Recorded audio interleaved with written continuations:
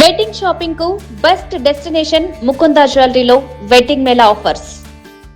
శ్రీశైలం మల్లన్న దర్శనానికి వెళ్లే భక్తులకు కేంద్రం తీపి కబురు చెప్పింది. నల్లమలలోని ఘాట్ రోడ్ లో ఆత్మకూరు టు దోర్నాల మధ్య 42 కిలోమీటర్ల ఎలివేటెడ్ కారిడార్ కు సూత్రప్రాయంగా అంగీకారం తెలిపింది. త్వరలోనే అధికారిక ప్రకటన రానుంది. కర్నూలు టు గుంటూరు రోడ్డులో శ్రీశైలం వెళ్లే భక్తులకు చాలా కీలకంగా మారింది.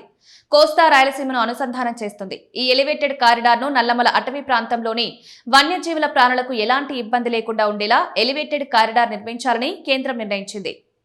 తెలంగాణలోని అచ్చంపేట నుంచి అమరాబాద్ మీదుగా పాతాల గంగ వరకు, అక్కడి నుంచి ఏపీలో దోర్నల వరకు 765వ నేషనల్ హైవేను విస్తరించాలని నిర్ణయం తీసుకున్నారు. మొత్తం 86.74 కిలోమీటర్ల పొడవున ఎలివేటెడ్ కారిడార్ నిర్మించాలని నిర్ణయించారు. ఈ ఎలివేటెడ్ కారిడార్ నిర్మించే మార్గంలో Nagarjuna Sagar, Srisailam tiger reserve, Amrabad tiger రిజర్వ్లు ఉన్నాయి. ఈ రెండు ప్రాంతాల్లో పురుల సంచారం ఎక్కువగా ఉంటుంది. అందుకే పురులకు ఎలాంటి ఇబ్బంది లేకుండా ఎలివేటెడ్ కారిడార్ ప్లాన్ చేశారు.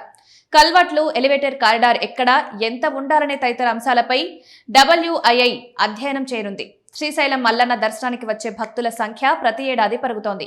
ఆంధ్రప్రదేశ్తో పాటుగా తెలంగాణ, కర్ణాటక, మహారాష్ట్ర నుంచి భక్తులు వస్తున్నారు. ఇక వీకెండ్ వస్తే చాలు ఏపీతో పాటు హైదరాబాద్, తెలంగాణ జిల్లాల నుంచి శ్రీశైలం వెళ్లే వారి సంఖ్య పెరిగింది. భక్తులు ఆర్టీసీ బస్సులు మాత్రమే కాదు, ఎక్కువ మంది వారి సొంత వాహనాల్లో శ్రీశైలం వెళ్లేవారు ఎక్కువ మంది ఉన్నారు. అయితే ప్రస్తుతం ఘాట్ రోడ్లో వాహనాల రాకపోకలపై రాత్రి వేళల్లో నిషేధం ఉంది. ఉదయం 6 నుంచి రాత్రి 9 గంటల వరకు మాత్రమే ఘాట్ రోడ్లో వాహనాలు అనుమతిస్తారు.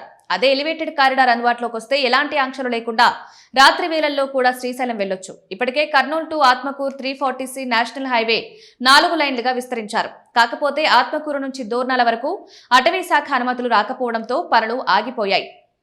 మిగిలిన 39 కిలోమీటర్ల ఒక లైన్ మాత్రమే ఉంది. దీంతో భక్తులు ఇబ్బంది పడుతున్నారు. ఈ సమస్యను ముఖ్యమంత్రి చంద్రబాబు కేంద్రం దృష్టికి తీసుకువెళ్లారు. ప్రధాని మోదీ శ్రీశైలం వచ్చినప్పుడు ఎలివేటెడ్ కారిడార్ అంశం చర్చకొచ్చింది.